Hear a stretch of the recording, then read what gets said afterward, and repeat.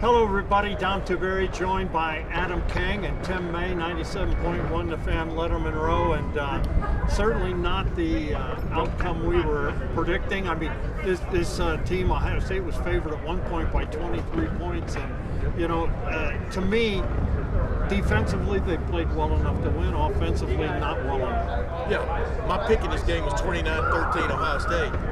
The 13 part ended up being right, but I didn't think 13 would be near enough for Michigan to win this football game. And this game will be remembered for a lot of things, including the melee that happened after the game was over. But the main thing will be remembered for is the squandered opportunities by Ohio State when it got down to Michigan territory, including, of course, 2 missed field goals. But 2 missed field goals were like losing 2 gold bricks today. It was that kind of game, and just couldn't afford those kind of mistakes. And of course, we'll remember Will Howard coming back onto the field after getting what appeared to be at least a question mark about a concussion. They took his helmet away, that he got his helmet back and went back in the game. So there's some valiant play there by him, but they just couldn't get the plays offensively when they needed to.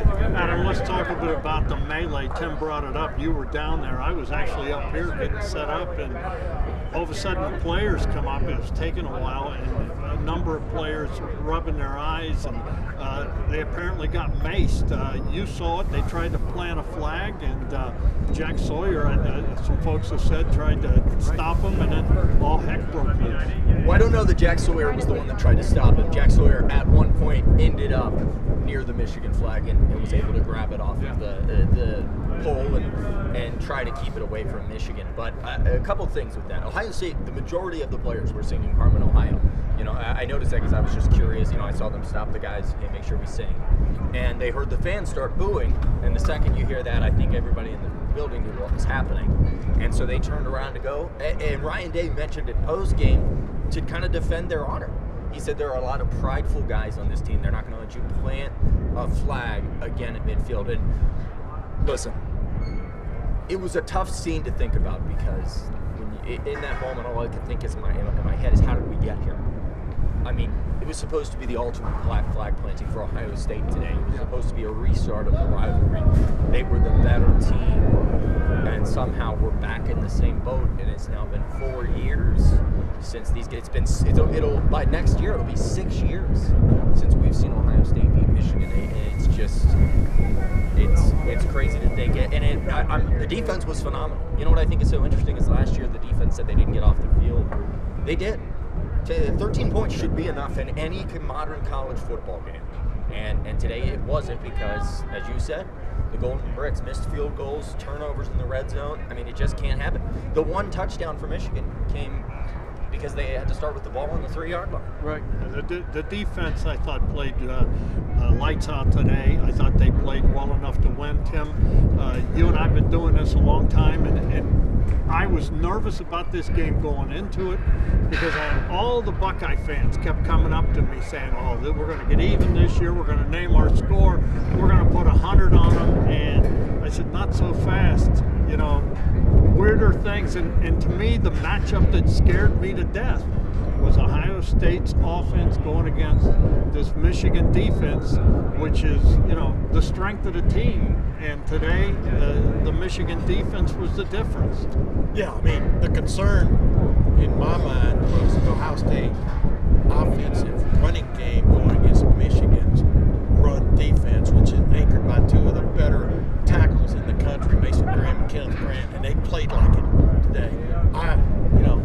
You heard me ask Ryan Day, maybe throwing the ball more would have been the thing, and he brought out the stats. They threw the ball 33 times out of 59 plays, and I'm sitting there thinking, I'm not going to smart aleck Ryan Day in a moment like that, but I am thinking, a couple of 15 more times throwing the ball might have made a difference in this game, just based on the way they would run into mud puddles on these drives and not be able to function, because you were playing right into Michigan's hands, running the ball between the tackles. I mean, did you have some success at times? A little bit.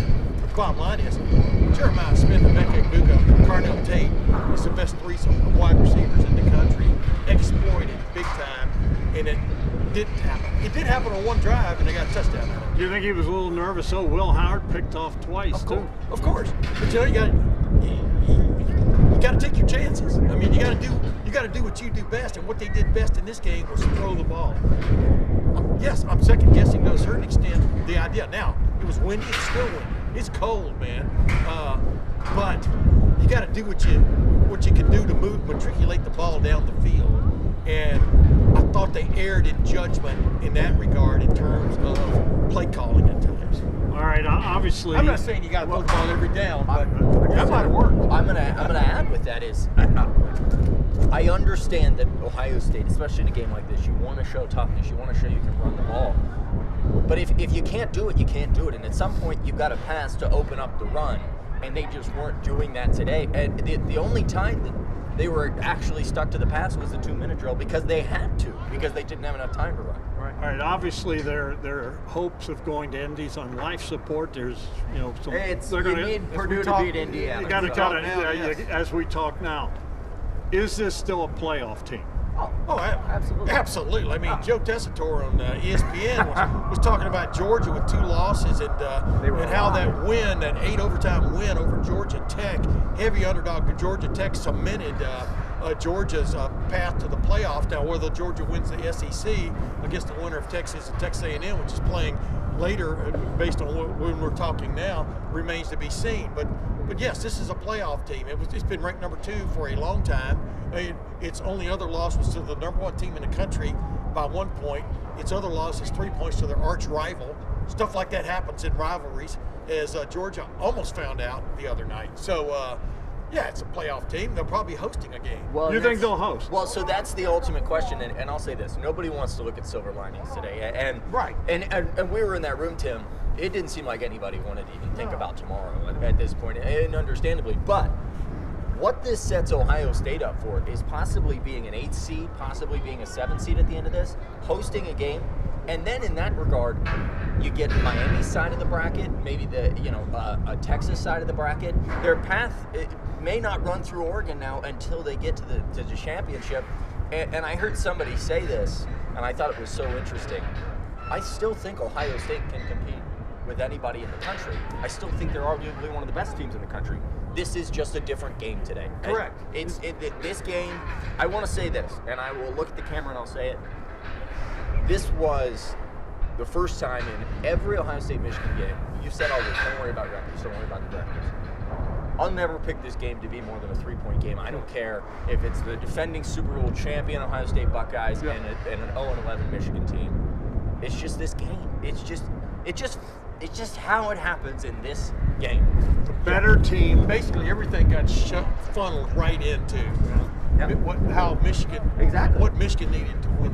The better team does not always win, and that's the unfortunate thing about this series. For so long, for so long, the better team won, and now it's just tough. It's 4th straight, and obviously soul searching and whatever. I don't know how this all plays out, but hopefully Ohio State gets in the playoff. We think they will, and who knows? They could still win the national title. Do me a favor, Tim May, 97.1 The Fan, Letterman Row. Keep it on 10 TV, 10 TV Plus for all your Buckeye coverage needs.